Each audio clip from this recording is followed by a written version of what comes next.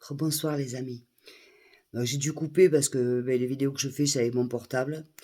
C'est pas une lumière, donc je fais avec ce que j'ai. Voilà. Et c'est déjà pas mal. Donc il faut que j'enlève plein de trucs. Ça fait des années que j'ai dans ma fin. Bon, je suis obligée d'enlever, sinon je peux pas graver des vidéos, encore moins vous les envoyer. Bon, on verra dans les jours meilleurs si je peux changer et avoir quelque chose d'un peu mieux pour en faire ce que j'ai à faire. Donc, je vous disais donc tout à l'heure, et pourtant tu étais ma maman. C'est l'histoire de ma petite enfance. Oui, mon enfance. Pour rien vous cacher, oui, j'ai pas eu d'enfance. Si, jusqu'à 6 ans et demi, j'étais heureuse. Mais très heureuse. Peut-être trop.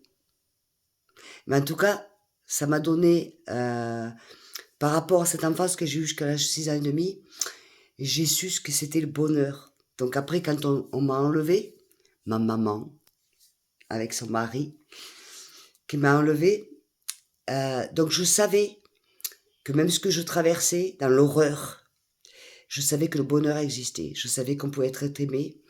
Je savais que la vie existait, que le bonheur existait, que je savais que, voilà. Parce que quand t'es enfant, comme ça, tu le sais.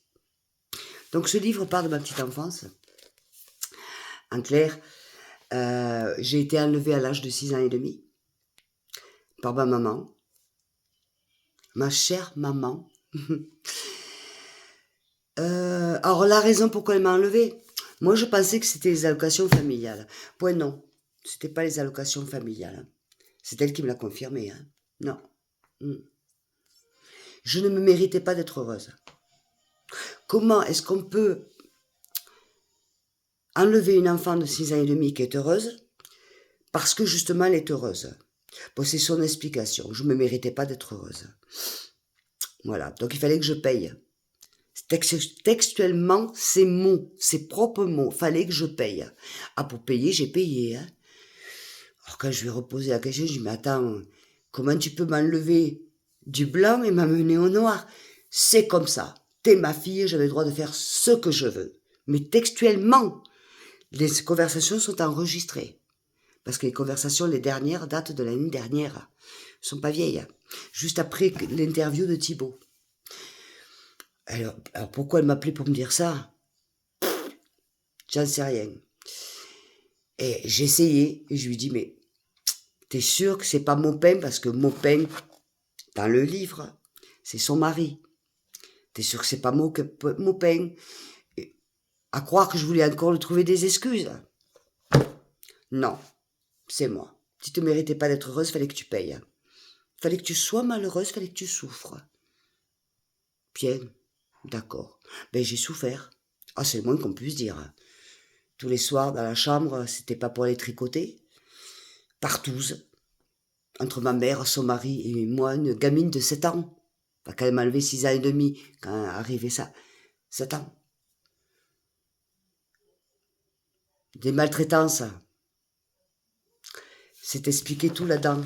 Là, ce soir, j'ai un petit peu de mal parce que, vous voyez, je prends une revanche sur ma vie. Parce que pour moi, être heureuse, c'est pouvoir dormir sans qu'on t'oblige. Sans me prendre des coups. Pouvoir respirer. Moi, quand j'étais petite, je pouvais même pas ouvrir la bouche, ni respirer, ni regarder. C'était des coups de partout. D'abord, j'étais plus à l'hôpital qu'à l'école. Oh, je me suis rattrapée après, heureusement. J'ai fait des études, heureusement. Mais j'ai morflé. J'ai morflé. Mais vous savez, le pire, c'est que cette personne qui est ma mère, le revendique.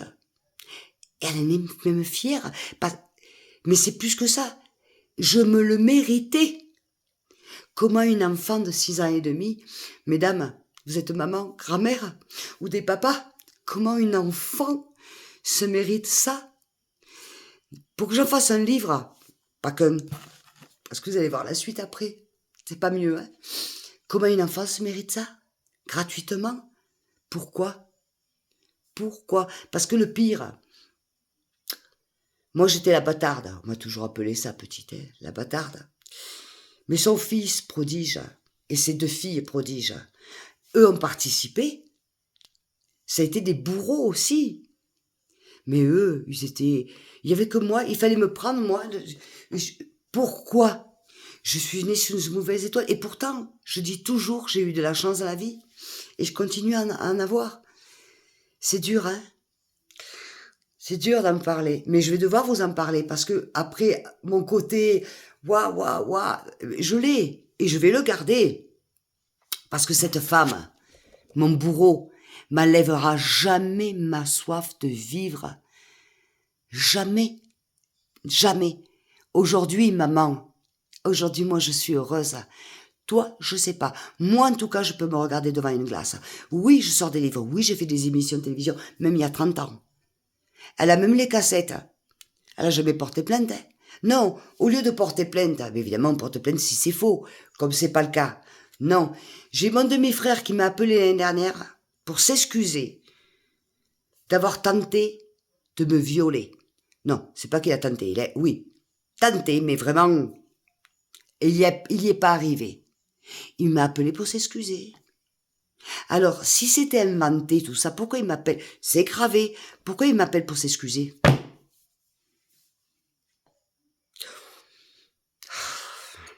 Non. Injustice. Comment cette femme est en train de se faire ses botox, ses lèvres et tout ce que vous voulez, et vous dit à la gueule, tu te le méritais.